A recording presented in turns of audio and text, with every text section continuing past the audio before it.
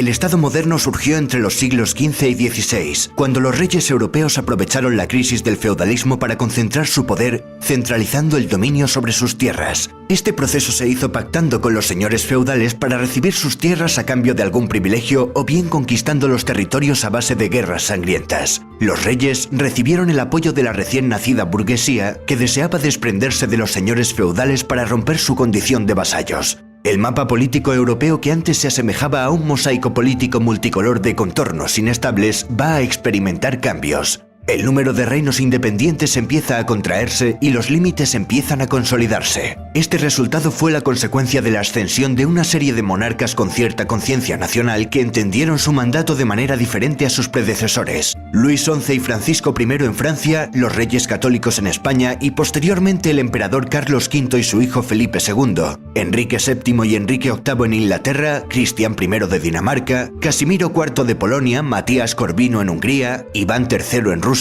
Ellos fueron los artífices de la aparición de los primeros estados de corte moderno. Estos reyes gobernaban de la mejor manera posible para conservar la corona. De alguna manera hubo una suerte de selección natural que influyó en el resultado final. Las monarquías más débiles desaparecieron. Los que lograron resistir inauguraron un nuevo sistema de reinar que marcaría la vida política europea de los 3 siglos siguientes. Un sistema autoritario que los historiadores llaman el Antiguo Régimen. La población o bien pertenecía a la clase privilegiada, clero y nobleza, o bien al estamento de los no privilegiados, burguesía y pueblo llano.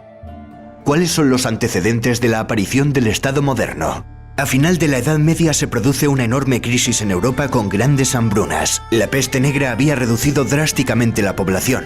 Los desequilibrios económicos afectaron a todos los sectores. Las cadenas de vasallo-señor se desestabilizaron. Pero a partir del siglo XV los efectos de la crisis empezaron a disminuir. Europa comenzó a experimentar cierta recuperación. La conquista de Constantinopla por parte de los turcos en 1453 supone el fin del Imperio Romano de Oriente y es una de las fechas que utilizan los historiadores para situar el inicio de la Edad Moderna.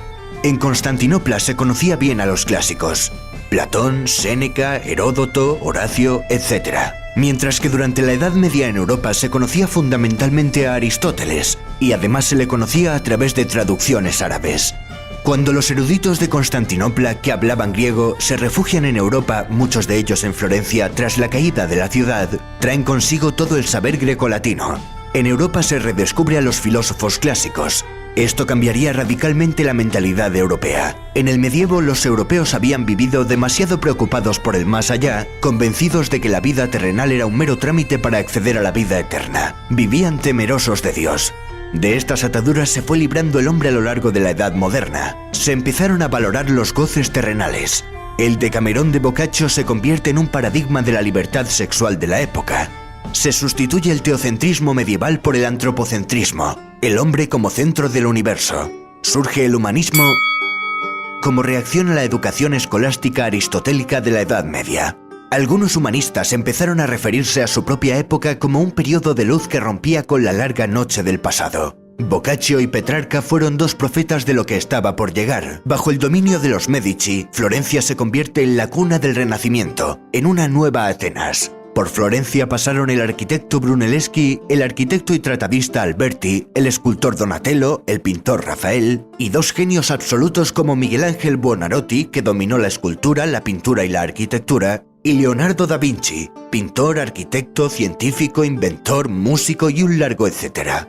El Renacimiento surge pues en Italia y supone una ruptura con la mentalidad medieval y una vuelta a los valores de la cultura clásica. Un gusto por la vida, por la belleza del cuerpo humano. El hombre renacentista se libera y vuelve su vista hacia la Edad Clásica, a Grecia y a Roma. Desde Italia las ideas renacentistas llegaron al resto de Europa con rapidez. Se produce un renacer estético. Este nuevo talante se vio reflejado en las artes, pero también en todos los campos del saber: ciencia, filosofía, política. La invención de la imprenta en el siglo XV por parte de Johannes Gutenberg generó una amplia difusión de todas las ramas del conocimiento. Este invento fue crucial en la propagación del saber. Sin duda estamos ante una segunda palanca de cambio clave en la historia de la humanidad.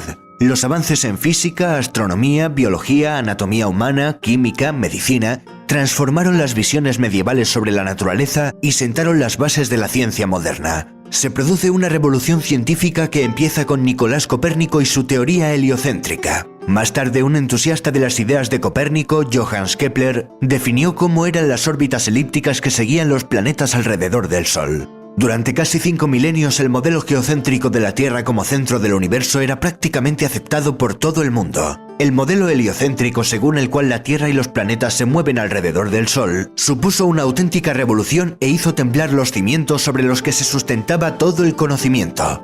La atrevida hipótesis heliocéntrica chocaba de frente con las Sagradas Escrituras.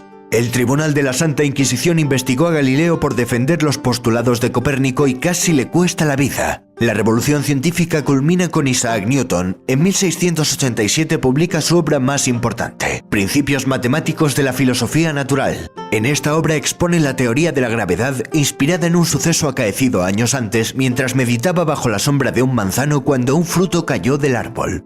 El humanismo y la invención de la imprenta fueron las dos primeras palancas de cambio que activaron la Edad Moderna y trajeron consigo el Renacimiento y una revolución científica. La tercera palanca fue el descubrimiento de América en 1492. Cristóbal Colón, en su afán por encontrar una nueva ruta que le lleve a las Indias, se topa con un nuevo continente desconocido a ojos de Europa, América. Este hecho supuso el encuentro de dos mundos que habían evolucionado de manera aislada. Empieza una etapa de conquistas en el nombre de la fe católica. Un grupo reducido de españoles puso en jaque al imperio azteca con Hernán Cortés al frente. Los españoles supieron aliarse con las tribus locales a las que el gran Moctezuma tenía sojuzgadas. Cortés traía caballos y armas muy superiores, pero el arma más poderosa que sus hombres traían consigo era invisible al ojo humano: la viruela y otras enfermedades. Los europeos ya eran inmunes a estos agentes patógenos, sin embargo los indígenas no. Cuando Pizarro llegó al Perú, las enfermedades ya habían llegado a la región y habían diezmado a la población. La viruela fue realmente el arma biológica que conquistó América. En un primer momento, los españoles y portugueses se repartieron el Nuevo Mundo en el Tratado de Tordesillas, pero las demás naciones europeas querían un pedazo de ese pastel y posteriormente también se lanzaron a la conquista. Surgió la fiebre por el oro y la plata. Toda Europa creció enormemente gracias a las riquezas de América. Además de oro y plata, la conquista dio lugar a la importación de nuevos productos agrícolas desconocidos en Europa como el tomate, el maíz, la patata, el cacao y el tabaco, que tuvieron un gran impacto en la economía y hábitos europeos. La burguesía comercial y financiera se benefició por el mercantilismo y la expansión europea subsiguiente a la era de los descubrimientos. Durante la Edad Moderna se va a producir una transición del feudalismo al capitalismo. La apertura del mundo a los europeos con la era de los descubrimientos trae como consecuencia la primera economía mundial. Aparecen las primeras bolsas de valores como la de Ámsterdam y la de Londres.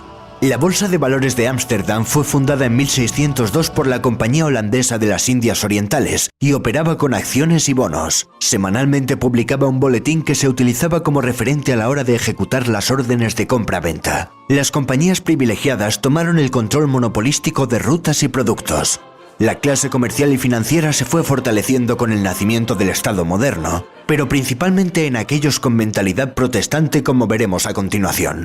La cuarta palanca de cambio que afectó enormemente en el devenir de los tiempos y en los avances de la época fue la Reforma Protestante iniciada por Lutero. Durante el final de la época medieval se había producido una gran crisis en la Iglesia Católica, debido a numerosas acusaciones de corrupción eclesiástica y falta de piedad religiosa. Para financiar la construcción de la Basílica de San Pedro en Roma, la venta de indulgencias se disparó. Las indulgencias no perdonan el pecado, pero reducían los años que los pecadores debían pasar en el purgatorio antes de entrar en el reino de los cielos. La Iglesia Católica empezó a traficar con los sentimientos de los fieles. En 1517, un monje alemán, Martín Lutero, colgó en la puerta de la iglesia del Palacio de Wittenberg un escrito en el que exponía 95 tesis contra la doctrina católica de las indulgencias. Aunque tan heroico acto no está tan claro. Lo que sí se produjo es un debate que puso patas arriba a la cristiandad. La reacción de Roma no se hizo esperar. El Papa condenó firmemente las tesis de Lutero, con un efecto contraproducente que solo consiguió darle más publicidad al alemán. No solo se enfrentó con el Papa, sino que el recién coronado emperador Carlos V quiso poner en orden los asuntos con Lutero. El emperador le exigió a Lutero que se retractara de sus doctrinas, pero Lutero solo reconocía la palabra de las Sagradas Escrituras. Convirtió la Biblia en el único criterio para determinar cualquier asunto relacionado con la fe. La casta clerical perdía así su función mediadora entre Dios y el hombre. Lutero era un hereje y como tal fue declarado proscrito. La imprenta fue el secreto del éxito del protestantismo. En Europa se producían anualmente millones de copias de las ideas reformistas. Lutero fue el autor más prolífico, pero había más escritores protestantes. Europa sufriría una radical transformación religiosa y el poder de la Iglesia se disgregaría en diferentes confesiones protestantes. La evidencia demuestra que Lutero no destruyó la Iglesia, sino que creó otra. Ni Lutero dejó de ser clérigo ni disminuyó el número de ellos. Simplemente se formó un nuevo cuerpo sacerdotal, solo que ahora ese cuerpo de pastores servía únicamente al señor del territorio, que era el que le daba de comer, y no a un papa extranjero y a un emperador de intereses afines. Los nuevos estados modernos exigían más independencia de la Iglesia Católica Romana. El rey de Inglaterra, Enrique VIII, también desvinculó sus lazos con Roma y fundó la Iglesia Anglicana.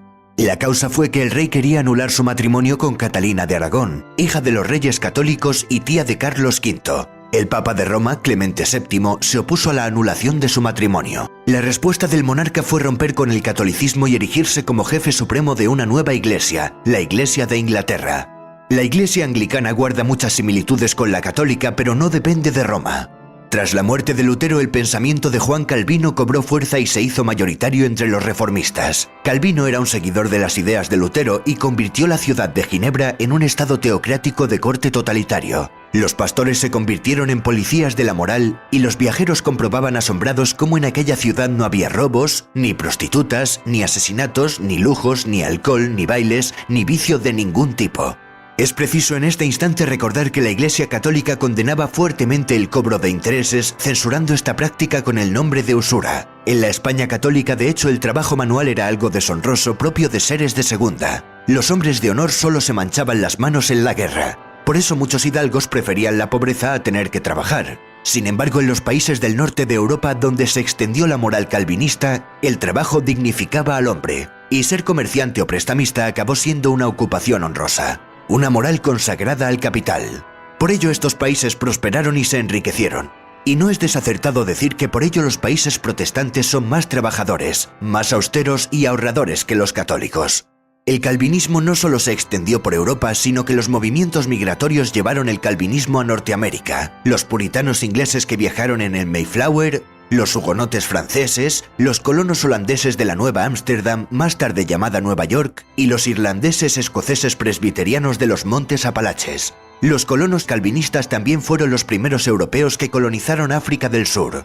Fueron conocidos posteriormente como Boers o Afrikaners. La reforma protestante liderada por luteranos, calvinistas y anglicanos había desencadenado un cisma europeo que se tradujo en cruentas guerras de religión. En Francia se persiguió a los hugonotes calvinistas. En la noche de San Bartolomé en París, el rey francés mandó ejecutar a más de 3000 hugonotes. Las matanzas se extendieron por todo el país. En unos días los católicos se cobraron más víctimas que las que se cobró el Tribunal de la Santa Inquisición en toda su historia. Las tensiones entre católicos y luteranos también desencadenaron la Guerra de los 30 años, que si en principio tuvo un desencadenante religioso, terminó por convertirse en una guerra europea en la que las grandes potencias intentaron buscar su hegemonía. La feligresía católica europea se había reducido drásticamente. El daño infligido por la reforma fue enorme. Los católicos necesitaban una contrarreforma que pusiera orden y coto a los desmanes que se venían practicando desde hacía tiempo y que diera respuesta a la reforma protestante. En la ciudad de Trento se celebró un concilio que supuso para la Iglesia una especie de catarsis. Se puso orden en el clero, se eliminaron algunos abusos y se reformó la administración. Además, se idearon formas de propaganda para atraer fieles y propagar la fe. El arte fue utilizado como un vehículo de expresión para mayor gloria de Dios y de la Iglesia. Nace el arte barroco, un arte retorcido, dramático, exagerado que abusa del ornamento. El arte barroco triunfó en toda Europa, incluso en la zona protestante, y se reveló como un atractivo mecanismo de propaganda y control ideológico. Hemos visto pues que el Estado moderno poseía identidad, estaba organizado, estructurado y era autoritario. El poder estaba centralizado y era reconocido políticamente. El autoritarismo puso fin a las guerras civiles, garantizando una paz interna que favoreció el progreso económico, con la expansión de nuevos mercados y rutas comerciales que se abrieron tras el encuentro con un nuevo continente. También floreció una nueva mentalidad, una concepción más abierta, en definitiva más moderna, que culminaría en el siglo XVIII con la Ilustración.